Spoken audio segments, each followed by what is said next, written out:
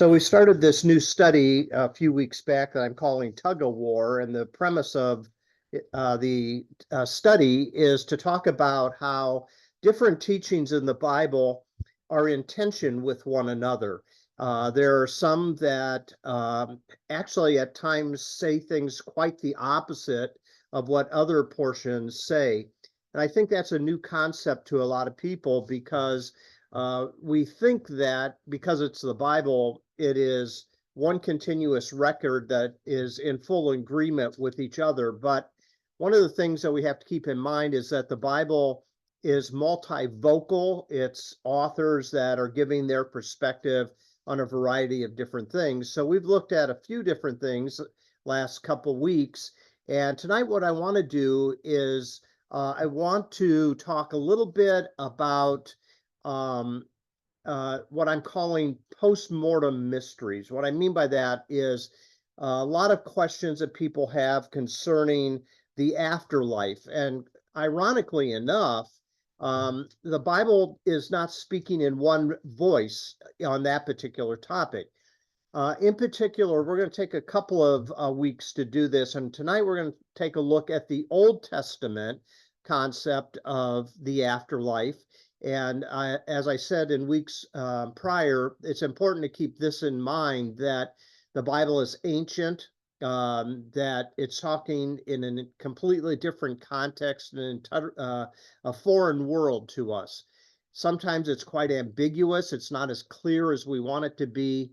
It has a lot of diversity in it. And so we'll see that, especially between the Old and the New Testament on this subject matter, both tonight and next week.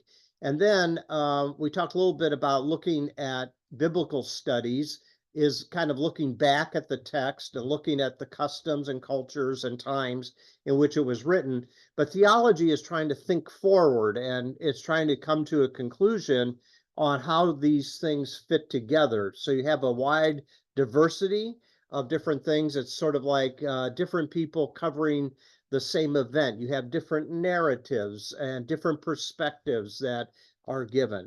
So tonight we're going to talk a little bit about postmortem mysteries, and postmortem meaning after we pass away. And as we all have heard said, there's only two sure things in life, death and taxes, right? But the one concerns us more than the other, and that is what does the afterlife look like, and how do we look at it in a balanced way between the different perspectives that are given.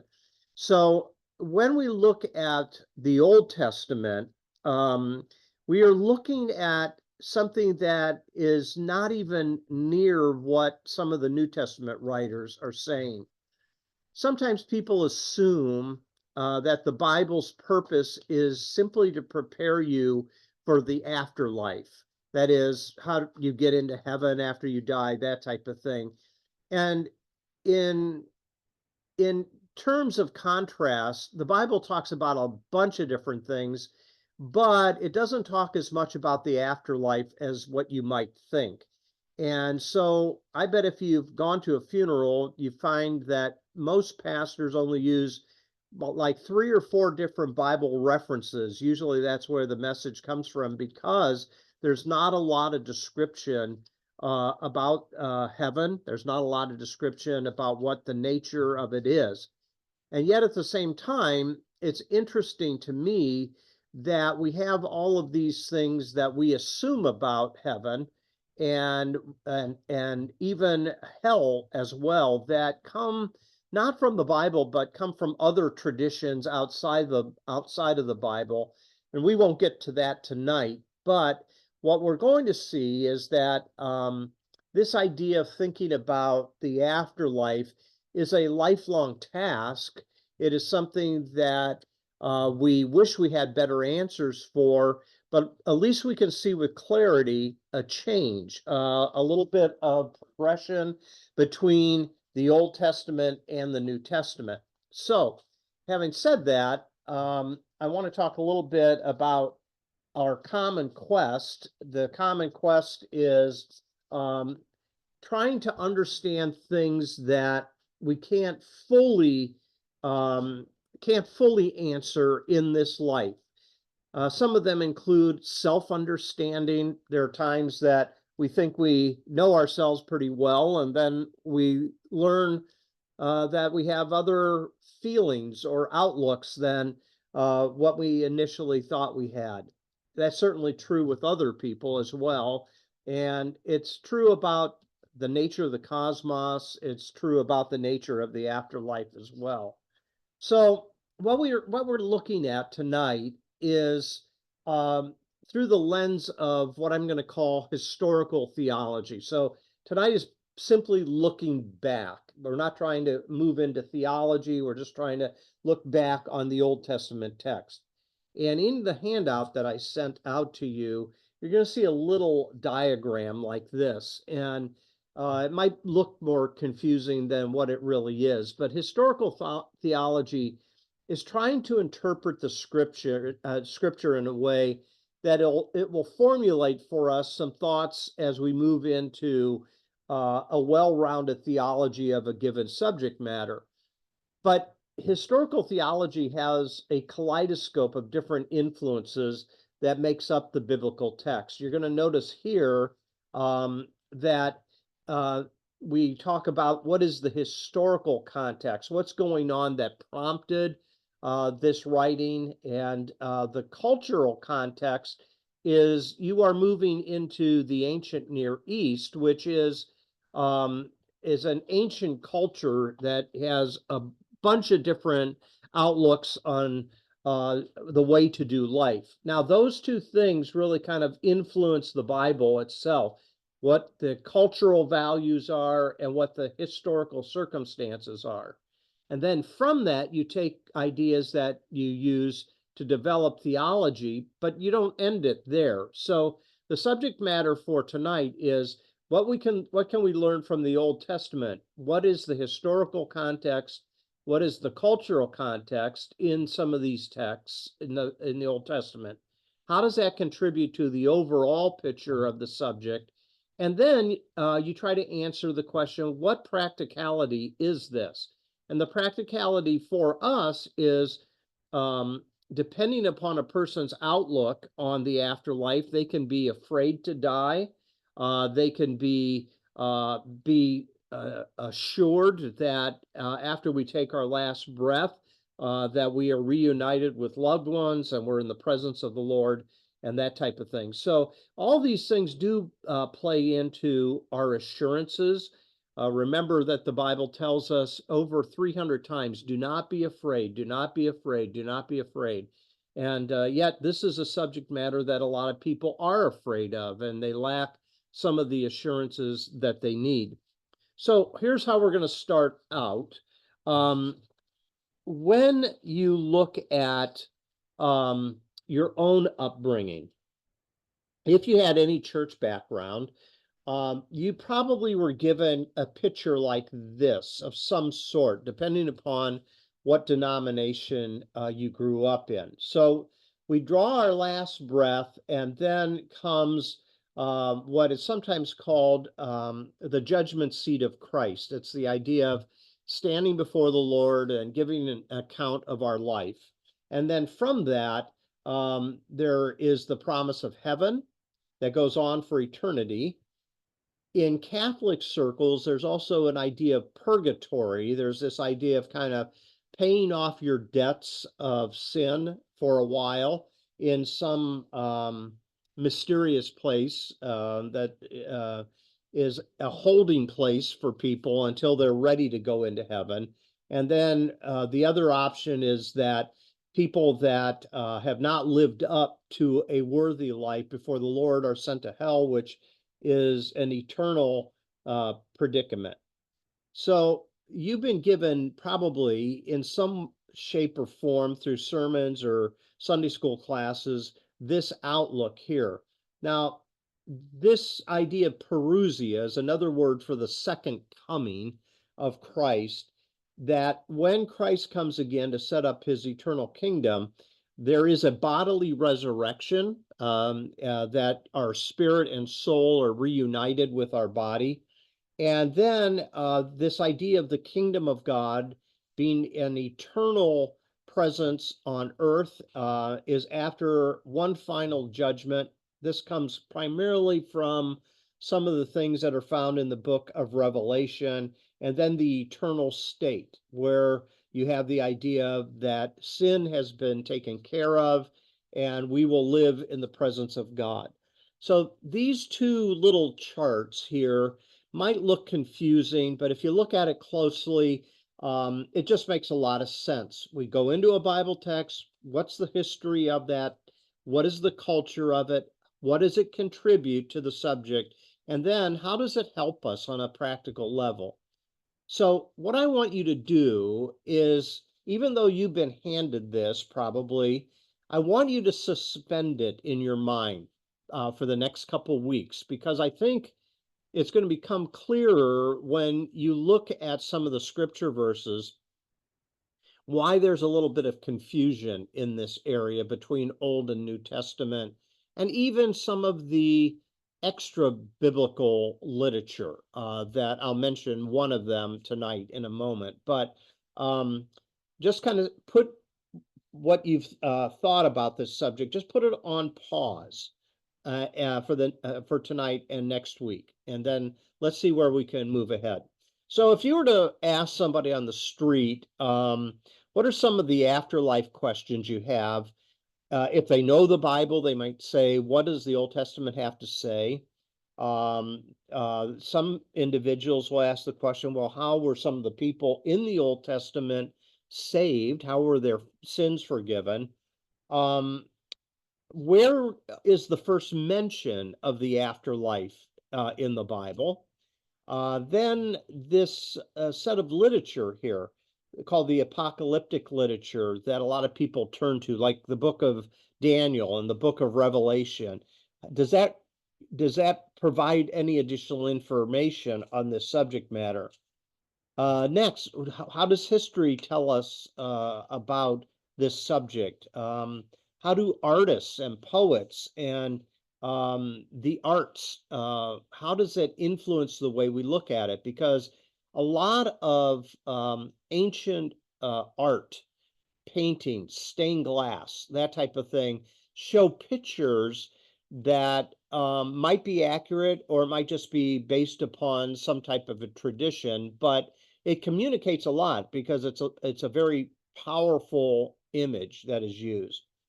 Then I think this is probably more familiar to people. What is the New Testament focus on the afterlife? And a lot of people will turn to John chapter 14. In my Father's house are many mansions. If it were not so, I would have told you. I'm going to prepare a place for you. And if I go and prepare a place for you, I will come back and receive you to myself. Um, Paul will say things like, to be absent from the body is to be present with the Lord. Another occasion, Paul says, I would much rather go and be with Christ, but it's to your benefit that I stay in the earthly body. So things like that are found in the New Testament. And then what is the apocalypse according to the New Testament? How do things come to an end? Where is history going? And then lastly, did he kind of change the viewpoint of the afterlife? He was a dedicated Jew. He was a Pharisee, but he lived at a different time. He lived under Second Temple Judaism, and he began to insert things in some of his writings that you don't find in the Old Testament at all. So it is a subject matter, though, that is not just concerning Christianity. This is a topic that most religions deal with in various ways. Human beings all over the world, whether they live in parts of the world where Islam or Buddhism or Judaism or other type of religions all have their own approach and their own culture on trying to answer a lot of the same questions that I just mentioned. And so the particulars differ from different religions to different cultures. Some cultures will insert an idea of not just kind of living beyond this life, but we'll introduce another concept like reincarnation, that our soul and spirit lives on in a reincarnated human being or animal, that type of thing. So some of the Eastern religions have a little bit of reincarnation element to it as well. Um, Certainly there are a lot of people that think that whatever destiny people go to, it is forever. There's other scholars that believe that some of these things are temporal, that it's not permanent, and so forth. So it gets quite complicated. So when you talk about the Old Testament, it's Jewish literature.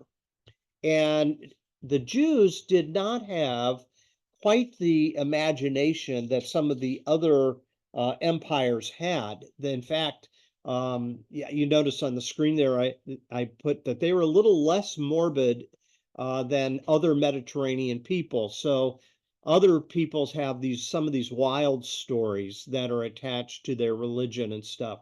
Not quite as much with Judaism. In fact, they in the Old Testament, the idea is um, mostly that when a person expires, that's it. They're there's no ongoing relationship with those that are living. There's no ongoing relationship with other people, and this makes sense why, in contrast to other religions, Judaism never offered up worship to their dead relatives. They never offered sacrifices, um, which is quite a contrast. So, uh, do you remember, Dad, when the artifacts of King Tut came to Chicago and we went through that? It was quite a thing. Um, well, when King Tut passed away, his tomb was packed with all of these artifacts that they felt he would need in the afterlife. So when archaeologists discovered the artifacts of King Tut, there was a variety of things that the Egyptians put in his tomb because they thought that these items were going to be needed in the next world. And it left behind quite a treasure, really, of gold and precious stones and all kinds of things that we got to see in person when I was going to Moody in Chicago. Um, think about some of the Asian cultures. So, on a couple of occasions, I've done funerals for Chinese people. I did one for a Chinese fireman that was on the crew in Willowick. Fascinating thing. When we finished up over at the graveside, and I had a prayer and read scripture, some of the family members brought out a tin can and they stuffed paper money into the tin can and then they lit it on fire as a way of saying, we're sending this on to our loved one because he's going to need or she's going to need the resources in the next world. So there's a whole bunch of different crazy thoughts that you find in different peoples around the world. Not so much in Judaism, though.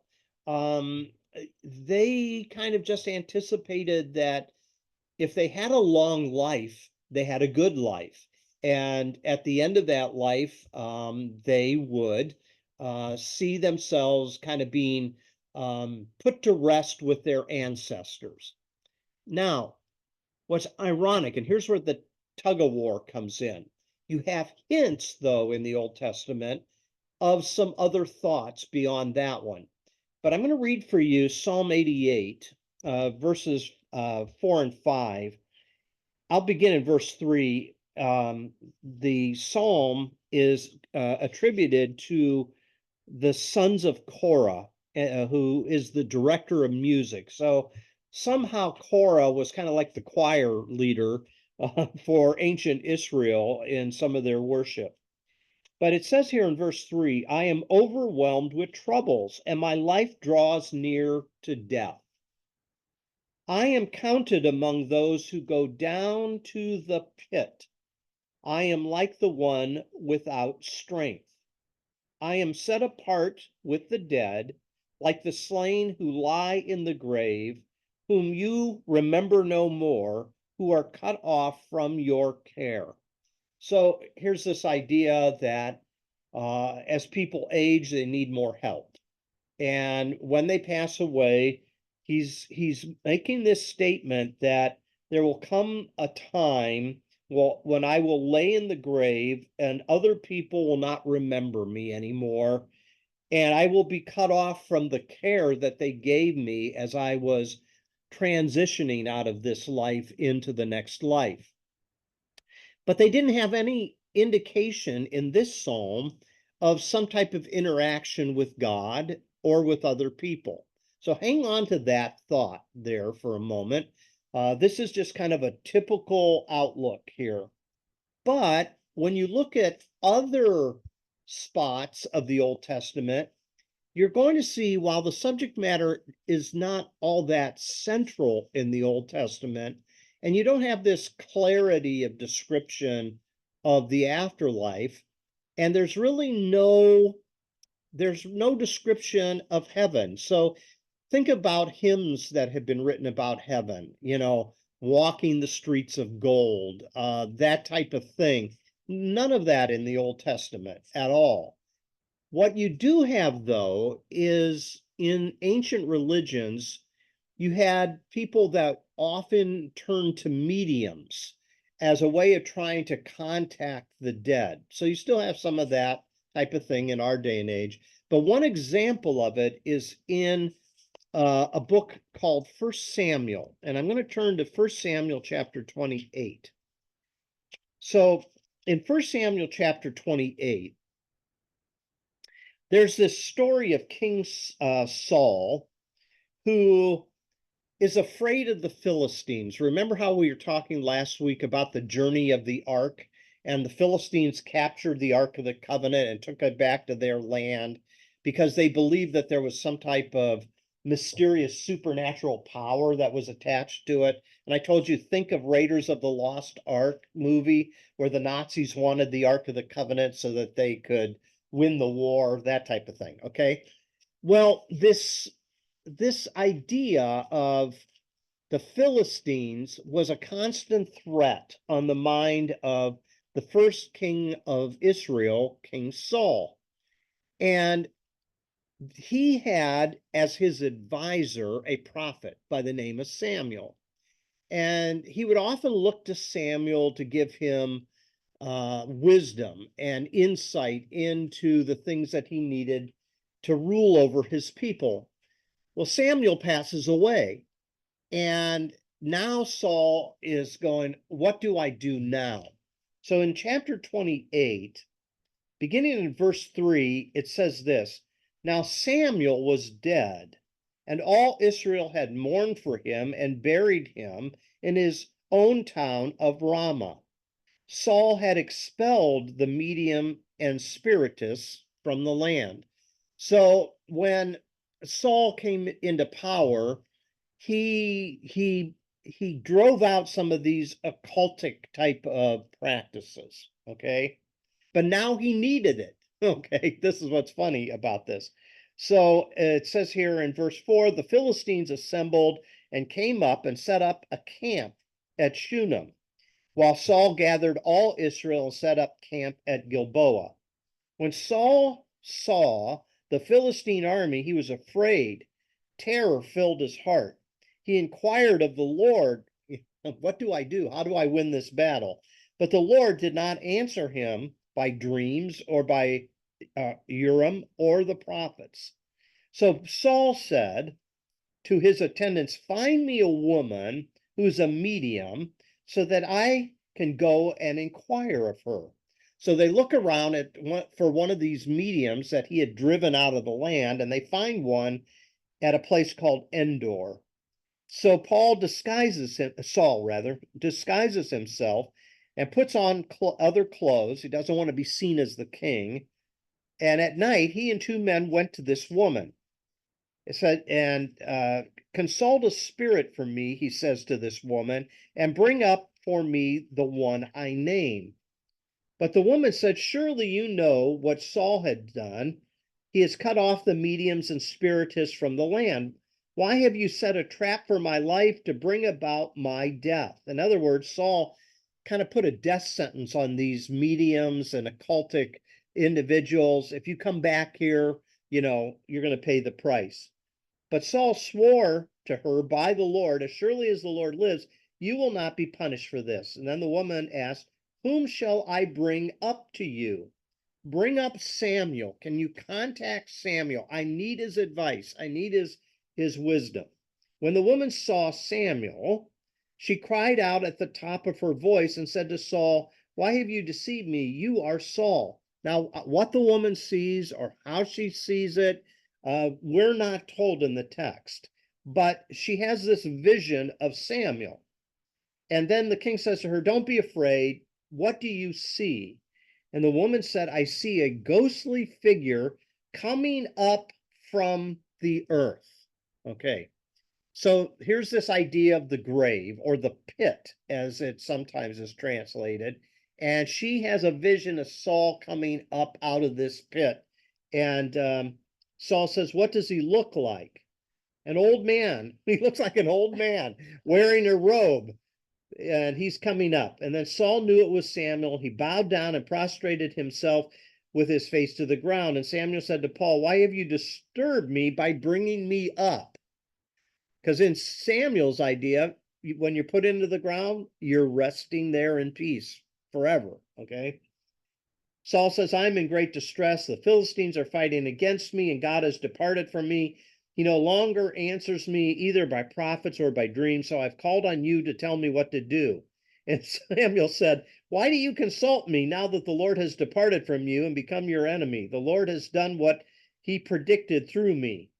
The Lord has torn the kingdom out of your hands and given it to your neighbors, to David. So I'll stop there. It's a long chapter, but there you see a little variation. So the psalmist says, I'm going to go down into the grave. That's it. And Samuel says, why are you calling me up? I died and my time was done. And yet somehow this Endor spiritus calls up a vision of Samuel and Saul interacts. So there you see a little bit of a tug of war going on in the text between what we saw in the book of Psalms. So the word for that idea of the grave, the Hebrew word is called Sheol. And if you look at this picture here, this seems to be kind of the Old Testament perspective of how the world is. So here's the world, the sun and the moon and the stars, what we see up in what's called the firmament. And here is kind of like a pit. And they believe that the world stood on columns. So this is an ancient world, right? They don't know about the earth being a globe that is circling around the sun. So here's the earth, it's sitting on its columns, and right in the middle of it is kind of like a dark pit. And that when a person passes away, they go to Sheol, and it is there that they will reside. And of course, their idea, since they didn't know what is beyond the atmospheric sun and moon and stars, they just thought that there was waters above the sky, and that's where the rain came from, and also that's where the flood came from in Genesis chapter 6. So that's a helpful picture. So this word is used a number of different times. Sheol is the Old Testament word for the grave, and it it basically means kind of the realm of the dead. It's just kind of the place where people go, and that's where they rest in peace. And the Psalms usually reference it. Now, that's important. The Psalms are poetry.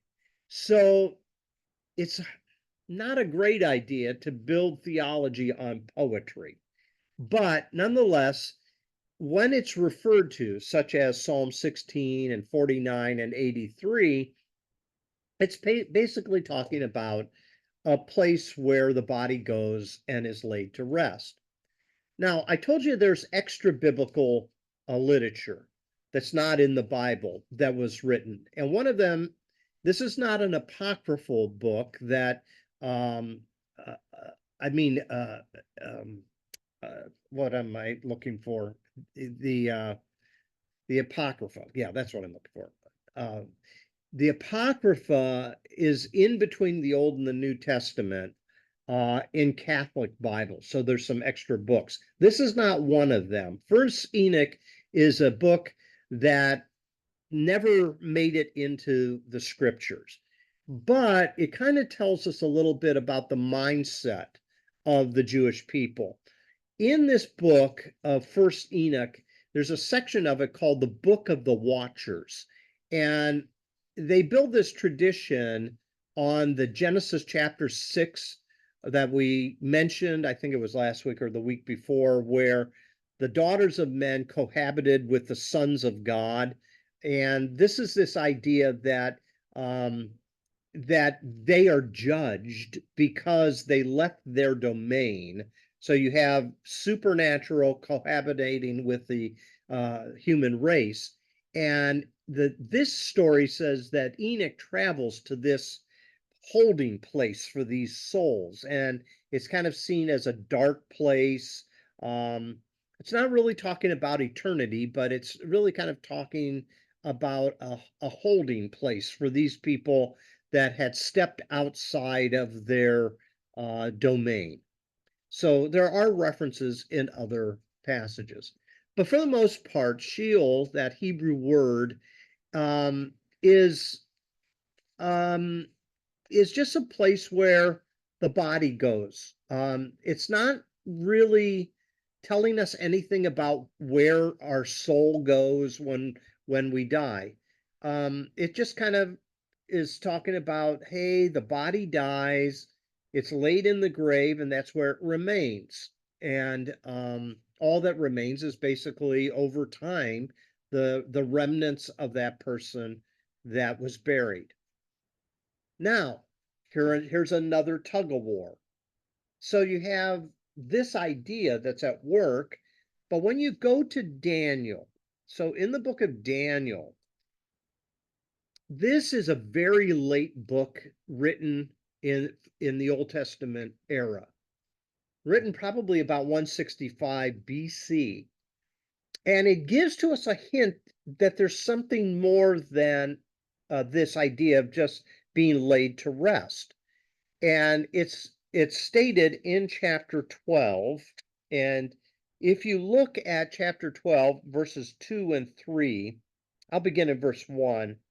It's kind of talking about the end times in the mind of Daniel the prophet. It says, at that time Michael, the angel Michael, the great prince who protects your people, will arise. There will be a time of distress such as has not happened from the beginning of nations until then. But at that time, your people, everyone whose name is found written in the book, will be delivered. And here's the two verses. Multitudes who sleep in the dust of the earth, they're there. They're just in this, they're in the grave. They're not conscious of anything.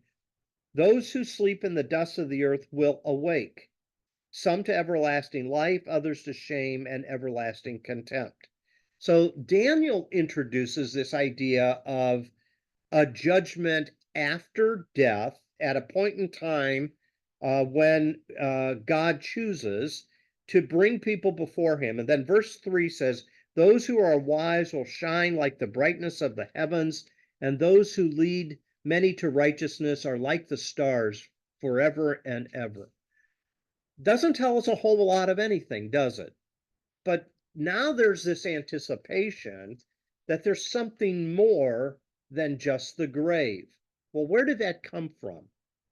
Well, you remember Daniel was taken into captivity by the Babylonian Empire, right?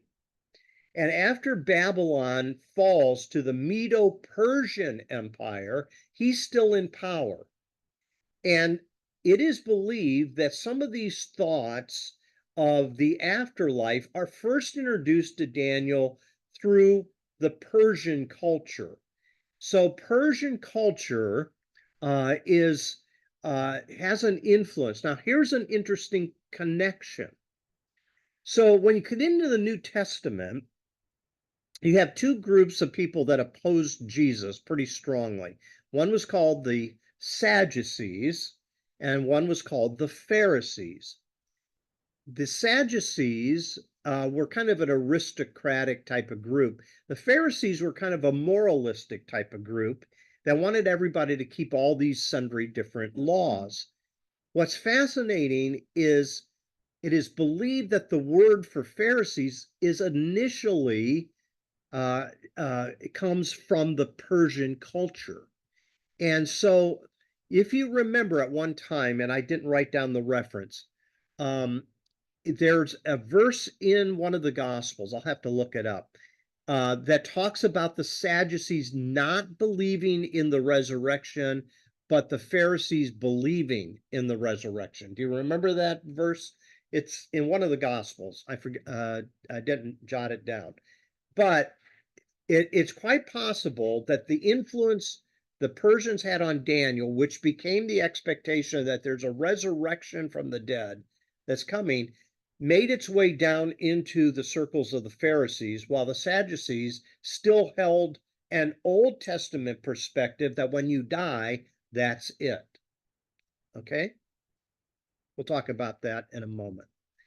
Um, we'll look again at a psalm. Psalm 139 is one of those psalms that it probably gives to us a little bit of insight about this idea of neutrality, that there's not a lot of decisions that are made in the afterlife, even though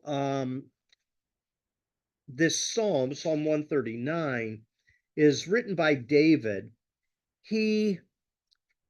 One of his comforts is that no matter where he goes, God is already there. Now, the initial thinking is God's not there. That's just kind of the place where dead relatives reside. But I want you to catch a hold of this.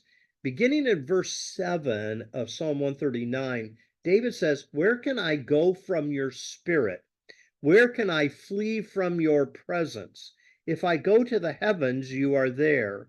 If I make my bed in the depths of the earth, you are there. If I rise on the wings of the dawn, if I settle on the far side of the sea, even there your hand will guide me, your right hand will hold me fast." So here's just a little different twist in the Old Testament concept that God is there in heaven, God is here on earth, and God is there even in the grave with those who have passed. So interesting. You see the different perspectives between the different references. Um, Going back to the initial idea, when you think about this life is all there is, after you're done, you're placed in the grave, no agency, not making any decisions, you're just resting in peace. This then is the prayer for most people in the Old Testament. I pray you will give me a long life, God. Give me a long life. Don't allow my life to be cut short, because after this life, there is no afterlife consciousness. Life is good if you live long and if you have children to carry on your name. That's kind of the expectation of a lot of the Old Testament participants. And so that's why they have lots of kids. And sometimes they make a request to be taken back to be buried with their ancestors, to be buried with their fathers, that type of thing. But David in Psalm 139 gives us a little bit different perspective on it. So a lot of different images can come up here with this idea of Sheol. Sheol, it is a Hebrew word. And next week we'll talk about Hades. That's the equivalent of Sheol in the Old Testament, is the idea of Hades. That's not hell, it's the grave. It's considered to be the lowest place imaginable. That's where your body goes and where you reside. It's kind of seen as a place of darkness because there's no light that penetrates it. But it is also interesting that in the Old Testament, the Jewish people believed that if you were in contact or touched a dead person, it made you ceremonially unclean, and that they would have to go into a period of cleansing for 7 days. So, sort of like COVID, you sit in isolation for a week before you're ceremonially clean again and you can come back into the community. So, with this idea, sometimes you have this idea of loneliness. Since you're there alone, you're in the grave alone. Um, the idea of loneliness, the idea of being isolated are those things that come to mind. So, sometimes you have different imagery that comes up, absence of companionship. There's no sound of joy and laughter. You can look up these cross references if you desire to do so. But so some of the symbols that are associated with it in the Old Testament is sleeping with their fathers. There's a mention of Abraham doing that in Genesis 25:7 and David in 1 Kings 2:10, that after they passed away, they are sleeping with their fathers, their ancestors. Um, Other places you have, since we're here in Psalm 139, um, the idea of even the grave is still kind of like a womb for the person. David says, "My frame was not hidden from you when I was made in the secret place, when I was woven together in the depths of the earth." There's the grave. That even there, um, God's presence is holding David, and God sees him, and there's not a lot of description there. It's just kind of mentioned in passing in this piece of poetry. Sometimes death is personified, seen as kind of a monarch or a powerful trap with cords wrapped around a person. Sometimes it's seen to have kind of an insatiable appetite. It's never satisfied. It needs the next person to pass away. All of these are ways that Old Testament characters tried to wrestle with this concept of the afterlife. And so, maybe a way of kind of summarizing it before we go into our time of question and answer. Sheol, you can summarize it like this: all people, when they pass away, go there. It's shadowy, it's dark, it's dusty, it's damp. You excuse me, you don't want to go there prematurely. You want God to give you a long life. Now, here's an interesting connection. I wonder if in the book of Genesis, you have genealogies that describe people that live for hundreds and hundreds of years. Um, I'm wondering if that little bit of information that about how long a person lived was to show that their life was blessed, that God had his hand of blessing upon them, because the idea was, you're a blessed person if you're able to live a long life, and you're not if you die prematurely. So in ancient Judaism, here's this idea of kind of the pit. I go down to the pit. Thankfully, we're not left just with an Old Testament picture. So this is Psalm 88, verses 4-7. I am counted among those who go down to the pit. I am like those who have no help, like those forsaken among the dead, like the slain that lie in the grave, like those whom you remember no more, for they are cut off from your hand. You have put me in the depths of the pit, in the regions of dark and deep. Your wrath lies heavy upon me, and you overwhelm me with your waves. So that psalmist is looking at kind of the terrifying perspective of the end of life. Thankfully, um, there are these hints also in the Old Testament. And then in the New Testament, you have a lot of resurrection ideas that start to make its way into the literature there. So in ancient Judaism, you have kind of a tradition of two ways. You know, the idea of Sheol. Here's one in the book of Proverbs, chapter 1, verses 10 through 12. My child, if sinners entice you, do not consent. If they say, come with us, let us lie in wait for blood. Let us wantonly ambush the innocent, like Sheol. So he's making a comparison of somebody that's ambushing somebody else. Like Sheol, let us swallow them alive and whole, like those who go down to the pit. In contrast to that, the book of Proverbs talks about people who are wise. For the wise, the path of life leads upward in order to avoid Sheol below. In other words, if you follow the way of wisdom, you won't die prematurely. If you follow the way of foolishness, you might make choices that will end your life sooner rather than later. So here's my summary for tonight. Live right for a long life really kind of goes back to the book of Deuteronomy. If you do this, I will bless you. If you don't, there are consequences. Sheol seems to represent a place where everyone goes after they pass away.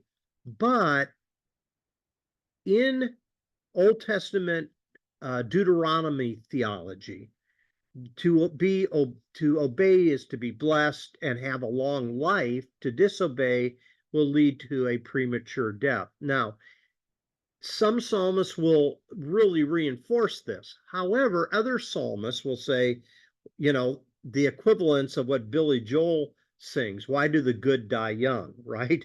Or why do evil men prosper? So you have a mixture, sort of like a deck of cards that's all kind of shuffled together of these different thoughts there. So I'm going to stop our recording and stop the share button, and then we'll go into a little bit of discussion time before we're done tonight.